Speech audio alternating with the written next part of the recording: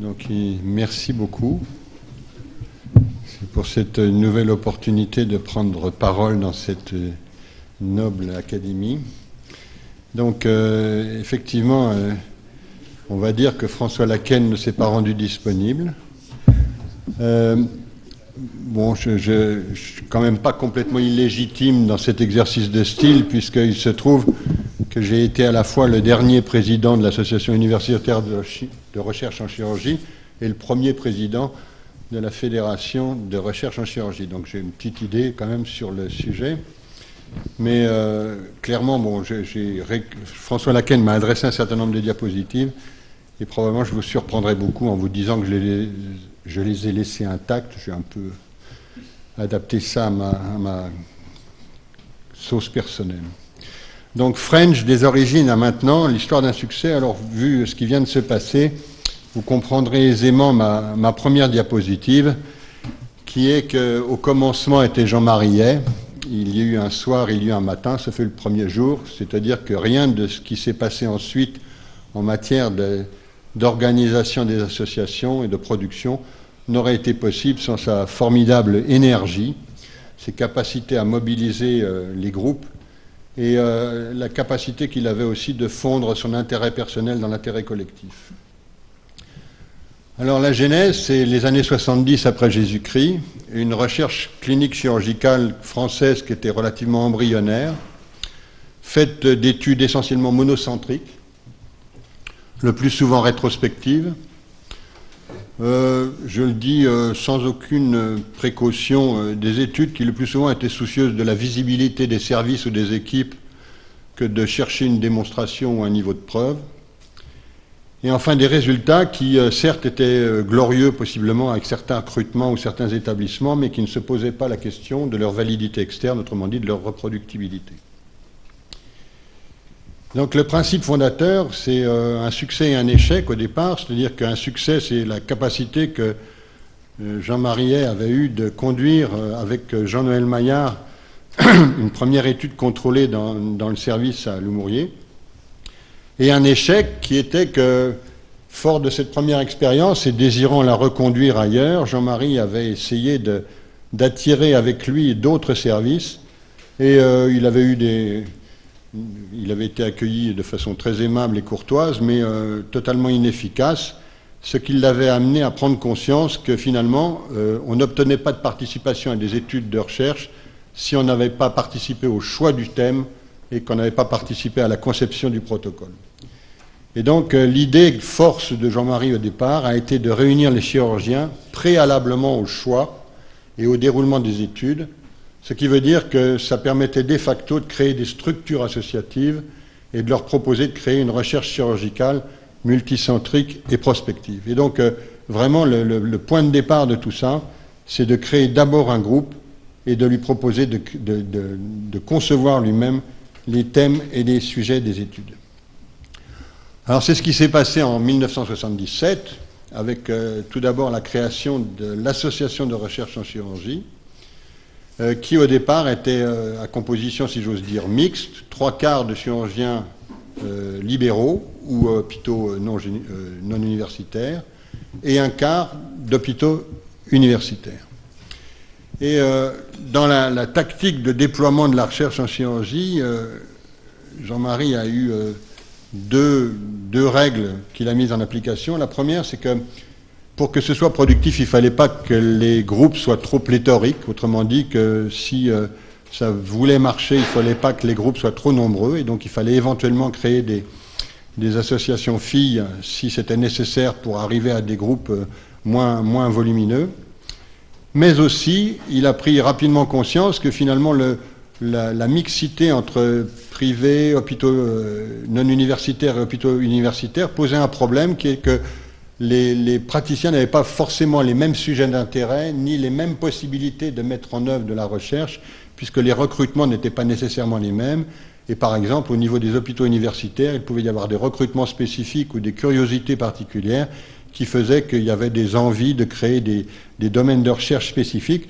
Et c'est donc ce qui a conduit, dès l'année d'après, à créer une association qui était 100% universitaire et qui s'est appelée l'ORC, autrement dit l'Association universitaire de recherche en chirurgie. Petit à petit, il y a eu enfin je ne veux pas dire des sous-produits parce que ce serait très mal pris, mais enfin disons des associations filles. L'une qui était, je vois Abe là-bas, qui a été l'Association de recherche en chirurgie de l'Île-de-France, l'ARCIF, et la deuxième qui a été une association dont j'ai eu la responsabilité lors de sa création, qui était la CAPEM. Et on avait, avec Jean-Marie, imaginé qu'au sein du groupe des chirurgiens de l'assistance publique, il pouvait y avoir des sujets, des thèmes qui se prêtaient à des évaluations médicales.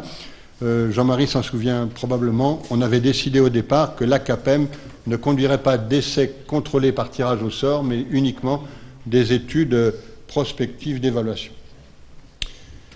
Alors la méthode de travail, c'était un travail associatif. Tout d'abord impliquer chacun dans le choix des thèmes pour inciter et faciliter sa participation à l'étude ensuite. C'était des méthodologies qui devaient être adaptées au sujet et éventuellement aussi, que je l'ai dit tout à l'heure, au type d'association, pas les mêmes méthodologies éventuellement pour le groupe universitaire et pour ceux qui ne l'étaient pas. Méthodologies qui étaient discutées à l'époque dans des réunions qui étaient certes très conviviales, mais pas forcément très confortables, dans le sous-sol du Val-de-Grâce, où l'essentiel du confort était apporté par des jus de fruits un peu tièdes que Jean-Marie apportait dans son caddie, en même temps que les cahiers d'investigation. Le monitoring de ces travaux, c'était un monitoring de type Jean-Marie, c'est-à-dire des coups de téléphone volontiers. Tu veux des cahiers pour inciter à la participation et à l'inclusion de patients. Et puis, c'était aussi une extraction de données, une exploitation, des présentations, des publications qui étaient toutes partagées. Il n'y avait pas d'appropriation d'un sujet par un individu en particulier. Et tout cela aboutissait à un travail qui était réellement associatif. Alors, les résultats n'ont pas été négligeables, puisque de l'année 1977 à 2003, il y a eu 26 essais randomisés publiés. Peut-être quelques-uns ici encore s'en souviennent de la comparaison point séparé versus surjet pour la fermeture des incisions médianes de la parotomie, mais aussi il y a eu d'autres études beaucoup plus complexes, le type de gastrectomie pour cancer, qui a été un grand essai contrôlé qui est très souvent cité en littérature internationale sur gastrectomie totale versus partielle. Il y a eu des essais sur la chimiothérapie adjuvante dans les cancers de l'estomac. Il y a eu un formidable essai sur le traitement des hernies inguinales qui a, avec un suivi exemplaire, qui a permis une publication de Annals of Surgery. Enfin, il y a eu de nombreux essais qui ont fait la fierté de ceux qui avaient participé. Des articles, 60 en anglais, 19 en français, un nombre non recensé mais considérable de communications au niveau national et international. Mais aussi, les associations ne s'étaient pas contentées uniquement de faire de la recherche, mais participaient. Il y avait un séminaire de formation sur la communication orale, la rédaction médicale.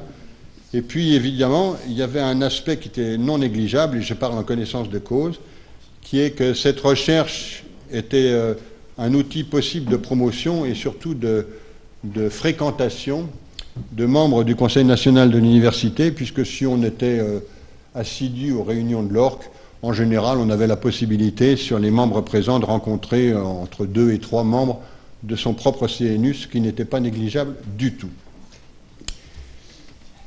Alors, cette histoire que je viens de raconter, en fait, c'est une histoire que j'ai un peu arrêtée à 2003, mais il faut placer cette histoire des associations dans un calendrier qui a eu une lourde influence sur l'évolution des associations. C'est le cadre réglementaire de la recherche clinique. L'ARC et l'ORC sont nés en 1977, c'est-à-dire en amont de lois que vous connaissez bien aujourd'hui, et notamment de la loi Huriet-Seruscla, qui a beaucoup structuré, qui a considérablement modifié les conditions générales des essais thérapeutiques par tirage au sort.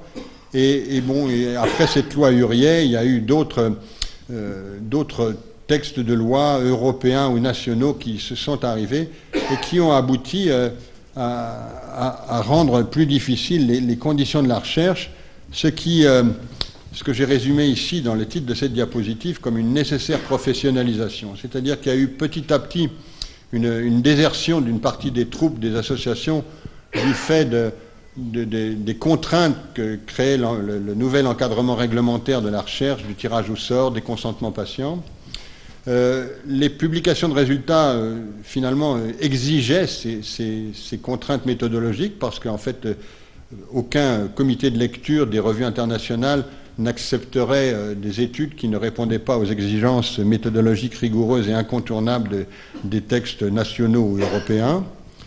Les études justifiaient de plus en plus des nécessités administratives, reconvocation, recueil des données, remplissage des CRF, les Case Report Forms, qui posaient à l'évidence des problèmes aux investigateurs. Et l'ARC, qui était l'association de recherche en chirurgie, était devenue petit à petit la nécessité de mettre partout des attachés de recherche clinique, car il était difficile aux chirurgiens de conduire simultanément son activité personnelle et son activité de recherche. Ce qui fait que toutes ces difficultés, cette nécessaire professionnalisation est arrivée en 2004, août 2004, a créé la fédération de l'ARC, l'ORC, l'ARCIF, la CAPEM, dans une seule entité, Fédération de recherche en chirurgie, qui regroupait environ 70 centres potentiels pour la recherche. Alors, le fonctionnement de French, en fait, je parle en connaissance de cause, bon,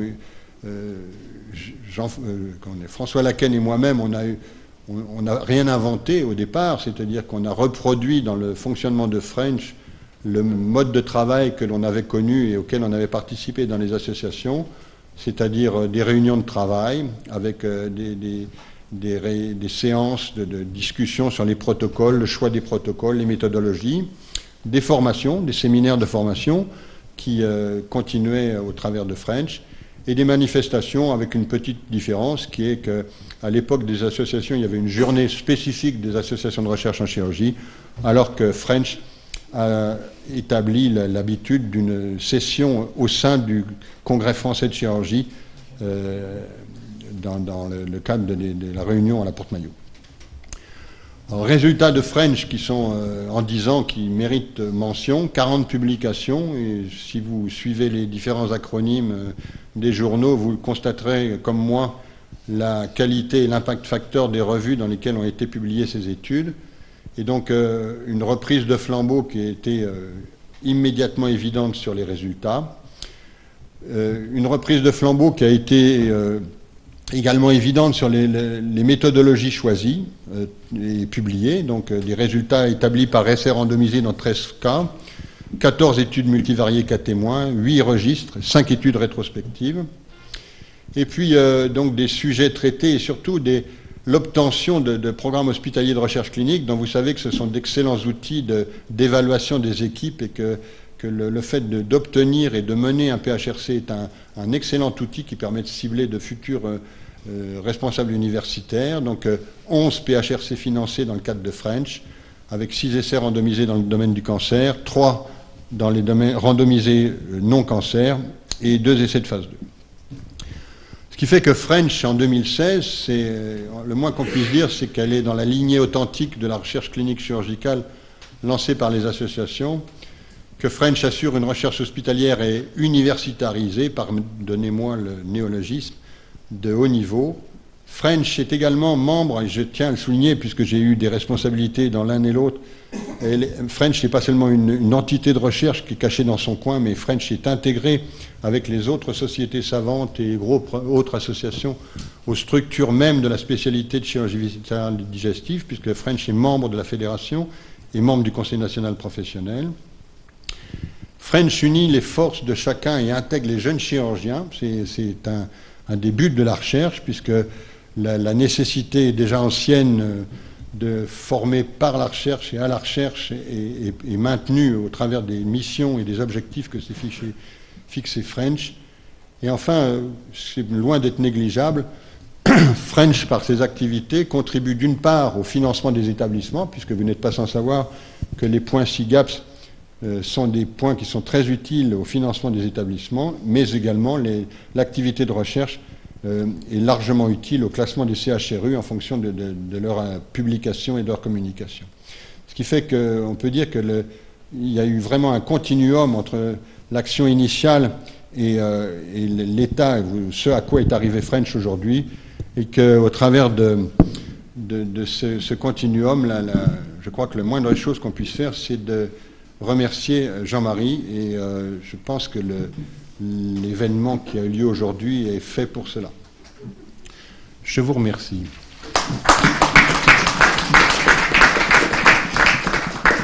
Alors, il a été convenu avec Jean-Marie qu'en lieu de commentaires, je lui poserai 3 questions auxquelles il allait répondre. Donc, j'ai préparé des diapositives pour que vous ayez la possibilité de suivre les questions et les réponses. Donc, la première, Jean-Marie, c'est: quand tu as créé les associations, est-ce que la recherche était ta seule motivation ou y avait-il d'autres motivations sous-jacentes? C'est une question en 2 parties, dont la deuxième est un petit peu perfide. Ma seule motivation, c'était vraiment la recherche chirurgicale. Alors, les débuts, je vais apporter quelques modifications. Ça ne s'est pas passé tout à fait comme ça. Le premier essai contrôlé qu'on a fait, c'était sous l'égide de Jean-Noël Maillard. Moi, j'étais encore chef de clinique chez Lorta Jacob. Et donc, il m'avait chargé, avec Pandy, d'organiser un essai contrôlé par tirage au sort. Et nous avons réalisé cet essai contrôlé avec les malades essentiellement de chez Lorta Jacob, puis de Jean-Noël Maillard. Et puis, bon, ça s'est bien passé et on s'est dit, on va recommencer. Alors, ça s'est passé de la façon suivante. Jean-Noël Maillard nous réunissait. On choisissait quelques sujets intéressants pour mener à des essais contrôlés. Et puis, on faisait ensemble le protocole. Et puis après, il donnait quelques coups de fil à ses copains ou à ses anciens élèves, en leur disant, écoutez, voilà, il y a une étude intéressante à faire, qu'on voudrait bien soutenir, et je vais vous envoyer un de mes chefs de clinique pour en faire la publicité, en quelque sorte. Alors, quand j'arrivais avec mes cahiers, déjà sous l'égide des cahiers, alors quand j'arrivais avec mes cahiers, on était très bien reçus, c'est ce que disait Bertrand Millat. Alors on vous offrait le café, le patron venait et avec ses assistants. De temps en temps, il nous offrait aussi un whisky, ou même les deux. Et puis ça se passait bien, tout le monde était d'accord. Autrement dit, oui, c'est intéressant, il n'y a pas de problème, on va participer. Donc on réunissait assez facilement une dizaine de centres. Et puis on voyait, je faisais des cahiers, je revenais, on était toujours bien reçus, puis rien ne commençait, rien ne partait. Plusieurs mois, on attendait, et puis on retéléphonait, on se redéplaçait, et rien ne se passait. Ça s'est passé plusieurs fois sur 4 ou 5 protocoles, et puis on voyait bien que tout ça, c'était un échec. Alors on a essayé de trouver les motifs de cet échec. Les premiers motifs, parce qu'on a eu des retombées par la bande, le premier motif, c'est que ce qui n'était pas clair, c'était qui signait les articles.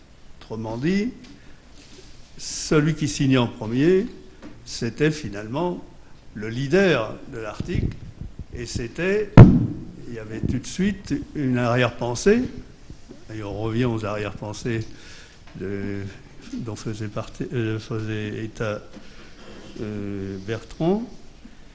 Le premier échec, c'est de dire, finalement, il est venu me voir pour me proposer un protocole, mais finalement, il va travailler pour moi, puisque c'est lui qui va être le premier signataire. Et il y a l'ambiguïté naissait, et c'était, à mon avis, le principale cause d'échec. Alors on s'est dit, eh bien, comme l'a rappelé Bertrand, on s'est dit, ben, il faut changer le mode. Et on a tout fait pour que responsabiliser les individus, c'est-à-dire qu'ils participent de façon volontaire à des protocoles dont ils avaient décidé les protocoles. Et comment ça se passait? Eh bien, c'est pas moi qui décidais le protocole, c'est pas un autre. On faisait un référendum et chacun votait sur les sujets qui l'intéressaient. Donc on avait tous les ans ou tous les 2 ans une dizaine ou une vingtaine de sujets qu'on divisait assez simplement en sujets à résultats à court terme, et ça c'est très important, c'est-à-dire on avait les résultats à la sortie du malade. Et puis les résultats à long terme qui nécessitaient le suivi des malades sur plusieurs années, notamment pour les cancers.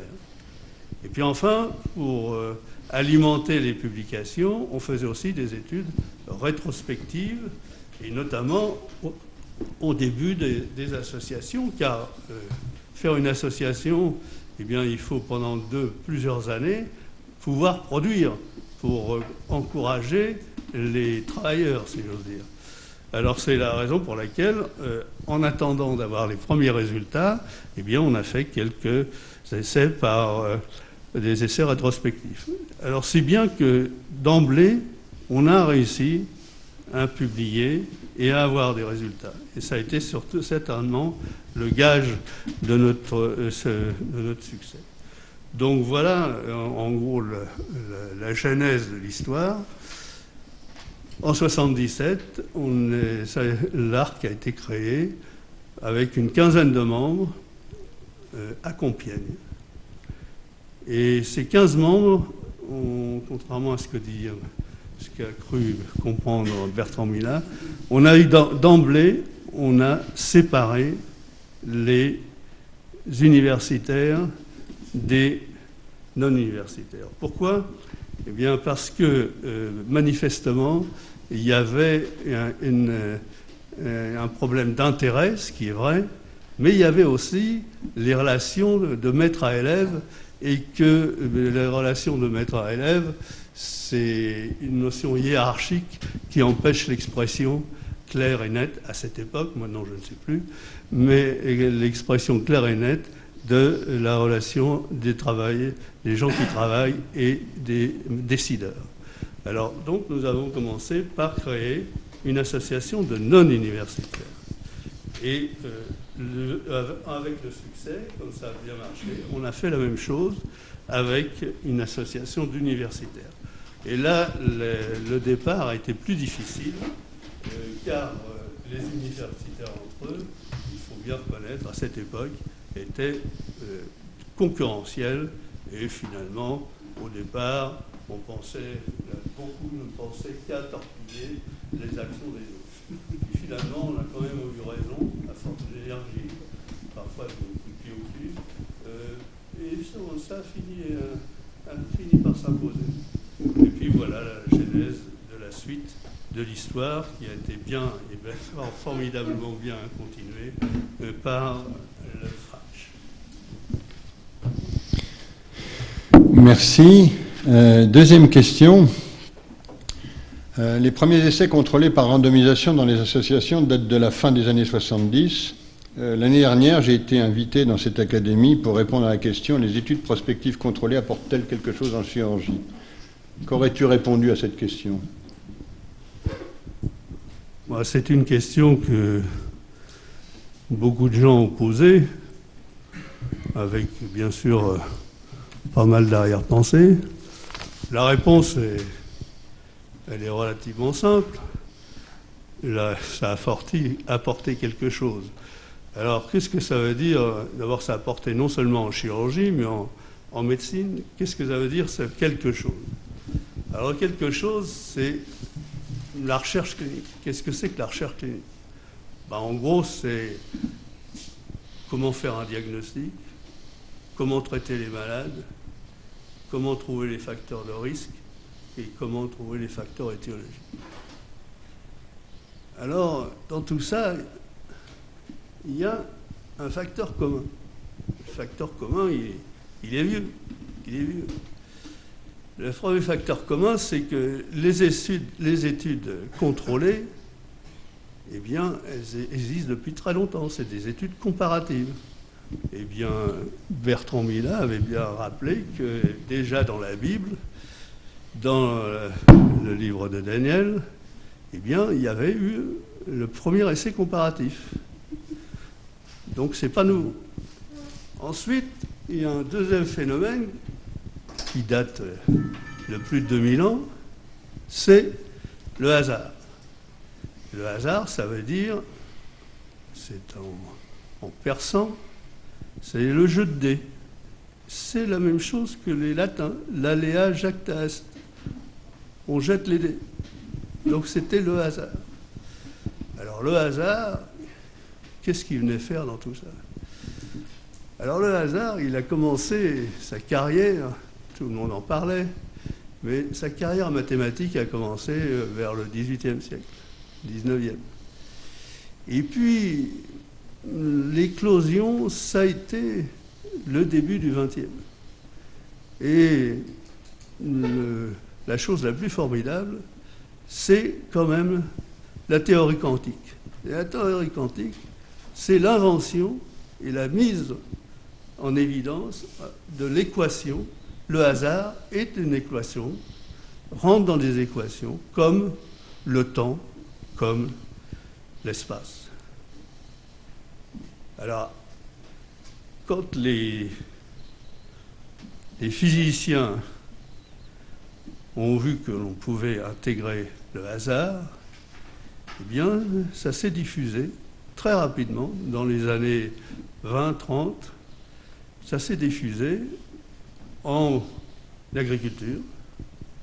Et puis, juste avant la guerre, ça s'est diffusé aussi en biologie. Et finalement, le hasard a été, après la guerre, parfaitement maîtrisé, entre guillemets, et puis contourné, utilisé dans la médecine et, évidemment, dans la chirurgie. Donc, l'essai contrôlé, la recherche clinique, c'est l'introduction et l'utilisation du hasard dans la médecine. Je vous remercie. Merci. Alors, comme vous l'avez compris, là, par les explications que Jean-Marie vient de vous donner, la diapositive que je vous présente maintenant va vous paraître relativement transparente, puisque quand, en 2008, on avait demandé à Jean-Marie, dans le cadre d'un questionnaire de Proust, de répondre à qui il aurait aimé être, il avait répondu Henri Poincaré, au nom de ses qualités mathématicien, physicien et philosophe. Et donc, je pense que l'explication qui vient de vous être donnée apporte la raison de ce choix. Mais là où j'ai voulu introduire un peu d'humour dans cette présentation, c'est que je vous laisse prendre conscience sur ces deux photos jusqu'où peut aller le mimétisme dans le souhait que Jean-Marie avait d'être assimilé et de ressembler à Henri Poincaré. Ma troisième question, Jean-Marie, c'est, tu as compris que cette séance était un hommage en raison de l'impulsion que tu as donnée et de l'empreinte que tu as laissée dans la recherche en chirurgie. Cependant, dans le même questionnaire de Proust en 2008, quand tu as eu à répondre à la question « Vous engageriez-vous dans la vie chirurgicale maintenant ?», tu as répondu non. Pourrais-tu argumenter cette réponse ? Bon, la réponse, c'est « Je maintiens mon nom ». Ça ne veut pas dire que je pense que j'ai raté ma vie, ma vocation, etc. Mais mon opinion, c'est que de refaire une chose qu'on connaît déjà, c'est faire une répétition. Or, c'est comme un peu dans certains films, on ne vit que 2 fois.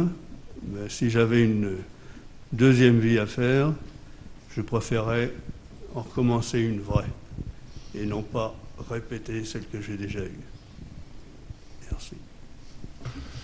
Je vous remercie.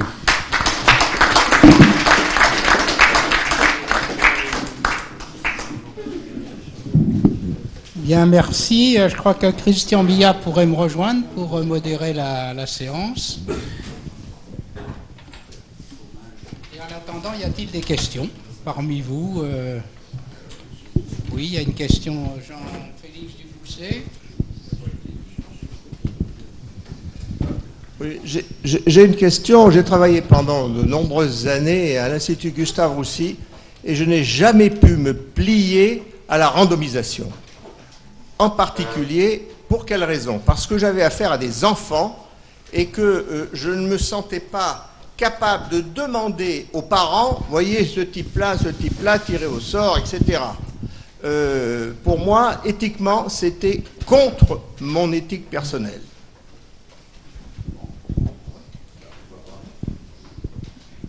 Je réponds. Je crois que quand on a à faire un tirage au sort, il faut être parfaitement serein.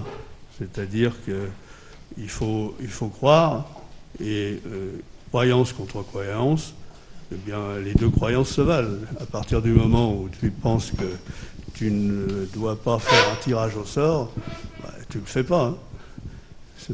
C'est pas compliqué. Il faut pas. C'est pas parce qu'on tire au sort qu'on est un type mieux que celui qui ne tire pas au sort. Mais on se met pas à la place des parents, parce que si les parents disent « Ah, si j'avais été de l'autre côté, ça ne serait pas passé de la même façon. » Donc, raison pour laquelle, moi, je me refusais à ça. Tu es obligé d'avoir... Tu fais un refus a priori, il faut d'abord demander aux parents. Ah ben, bien entendu. Je ne me sentais pas capable de demander aux parents, parce que je ne voulais pas les rendre responsables s'ils avaient mal choisi. Mal choisi quoi? Actuellement, dans les essais thérapeutiques que l'on fait chez l'enfant, ça ne pose pas plus de problèmes que les autres essais. Bien sûr, il y a plus de refus parce que c'est les parents qui décident, mais bon, c'est pas absolument rédhibitoire. Ah. Il y a plein d'essais contrôlés qui sont faits chez les enfants. Oui. Oui, félicitations d'abord pour ce bilan qui est remarquable. Je voulais revenir un peu en arrière parce que j'ai fait beaucoup d'essais randomisés et prospectifs. J'ai dû en faire 9. 2 étaient pluricentriques. 7 étaient monocentriques. Ils ont été tous publiés dans de beaux journaux. Et je voudrais défendre quand même les monocentriques parce qu'on élimine un facteur qui est très important, c'est la multiplicité des opérateurs qui est quand même, qui peut être gênant. Et puis, on a une technique opératoire qui est uniforme et qui aussi a un facteur d'élimination de facteurs d'erreur. Le meilleur exemple, par exemple, c'est le travail qui a été fait sur le cancer de l'estomac par, je crois que c'est Van Vel et puis Sasako, où il y avait tellement de centres hospitaliers avec un petit nombre de cas qu'il a été impossible de montrer une différence significative, et en tout cas, la mortalité opératoire était beaucoup plus importante qu'au Japon. Donc je crois qu'il y a quand même une place pour les essais monocentriques, pour cette raison, pour permettre d'avoir des techniques uniformes et pour avoir des opérateurs à valeur constante. Je ne suis pas du tout contre les essais monocentriques. Le problème de l'essai monocentrique, c'est de recueillir un grand nombre de malades suffisant de façon à pouvoir apporter un résultat possible. Si vous avez un recrutement tel que vous pouvez faire votre essai tout seul, je n'ai rien contre l'essai monocentrique. Le seul problème, c'est ça, c'est le nombre de malades nécessaires pour pouvoir aboutir à une conclusion. éventuel. Et le seul moyen, la plupart du temps, il faut suffisamment de malades. Et pour avoir suffisamment de malades, il faut avoir plusieurs centres. Mais c'est pas, le fait d'être monocentrique n'est pas rédhibitoire. La seule chose, c'est que quand vous faites un essai multicentrique, il n'est valable que pour votre centre. Vous ne pouvez pas l'extrapoler aux autres. C'est une limitation méthodologique embêtante. Mais je n'ai rien contre les essais monocentriques.